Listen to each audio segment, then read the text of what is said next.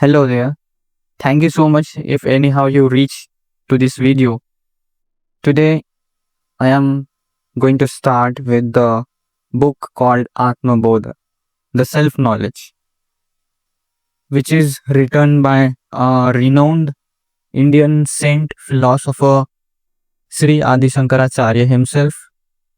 He has written many books on Advaita Vedanta philosophy, such as his commentary on Brahma Sutras, his commentary on Bhagavad Gita, Tattva Bodha, Aparoksha Anubhuti, and many more. But today we are going to start with the book Self-Knowledge, Atma Bodha. So guys, I will be uploading a series of videos on explaining the Atma Bodha, the self-knowledge book. And definitely I am not a spiritual guru or some priest kind of person or an authorized person to explain the book. But I believe that the philosophy, the Vedanta philosophy is for everyone. And I am just a normal person like you. I'm just trying to explain what I know. So in the verse number 1, he writes, I am composing the Atma Bodha or self-knowledge to serve the needs of those who have been purified through the practice of austerities and who are peaceful in heart, free from cravings and desires of liberation. So in the very first verse, he clears for whom he has composed this wonderful text named Atma Bodha. It is to serve the needs of those who have been purified through the practice of austerities. What are the austerities? Austerities are done for purification of mind, body,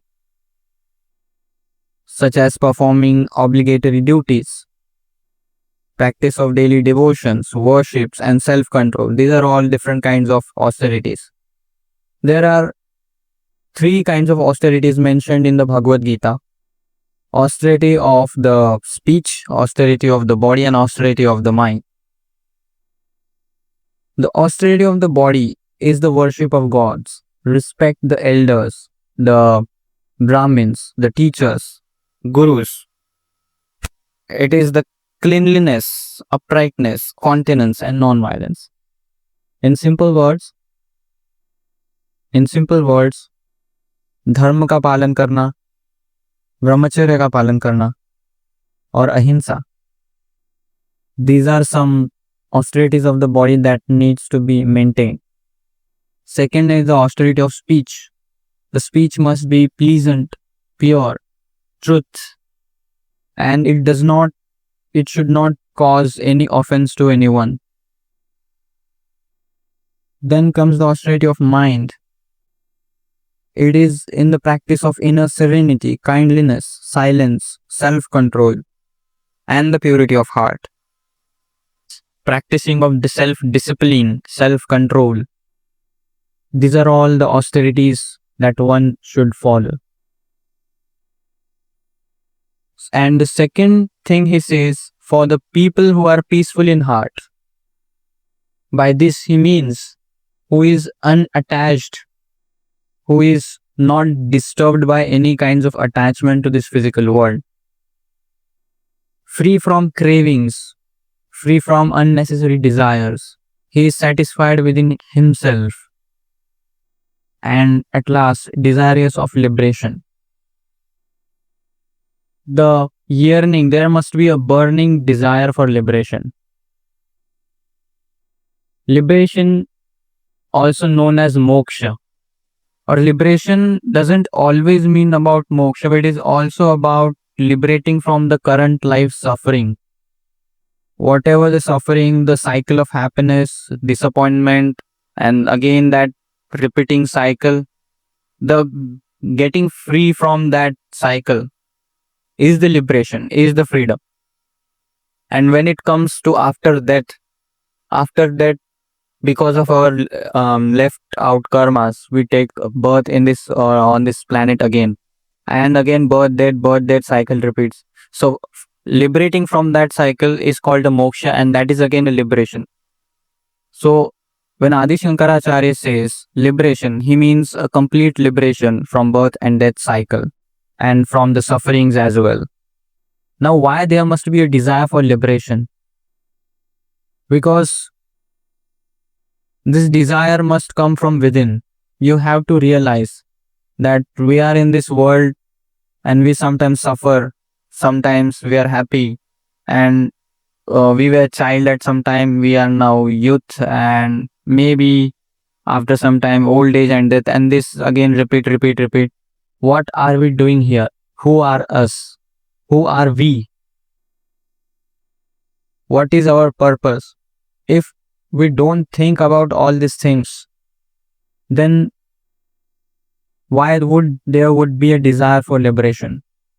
In fact, why there should be a desire for liberation? If you think you are comfortable, you are enjoying on this planet, then there would be no desire for liberation.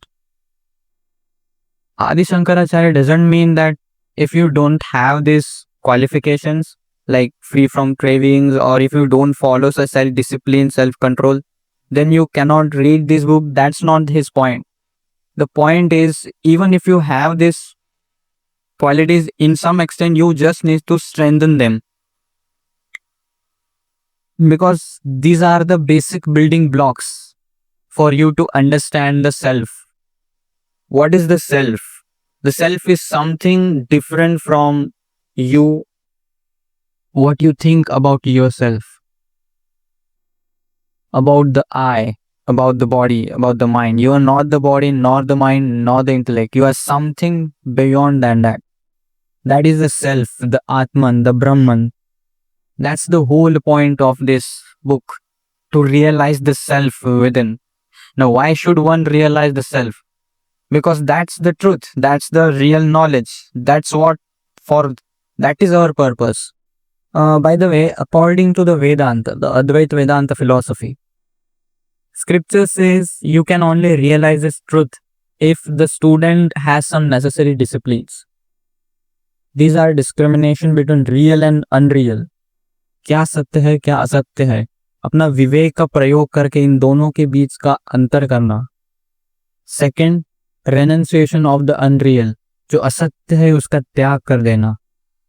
Third, the 6 spiritual treasures, namely self-control, forbearance, faith, etc. There are different spiritual treasures, basically like qualities or characteristics one should have: the self-control, faith, and self-discipline, so on. And fourth is the longing for liberation. Again, there must be a burning desire for liberation. That's why we are here. That's what we need to understand. Because if you don't understand, then we will be keep repeating this cycle of birth and death, and we will never get the liberation. The whole reality of the world is misinterpreted. Because when I say the word I, sometimes I means the body, sometimes I means the mind, sometimes I means the whole personality, and sometimes I means something other than that, or maybe combination of that. But how can the I be so much varying? Why it is like that? Because the I, the self, you were never that. You are the consciousness, the unchanging reality, the consciousness bliss. And that's what you need to realize. The whole point, the whole fundamental cause of the book is to realize the self. That's why the self-knowledge. So guys, thank you so much for watching. Let's see you in the next verse number 2. Thank you so much. And make sure you comment if you don't understand or want to give any feedback. The comment section is open for you. Thank you for watching.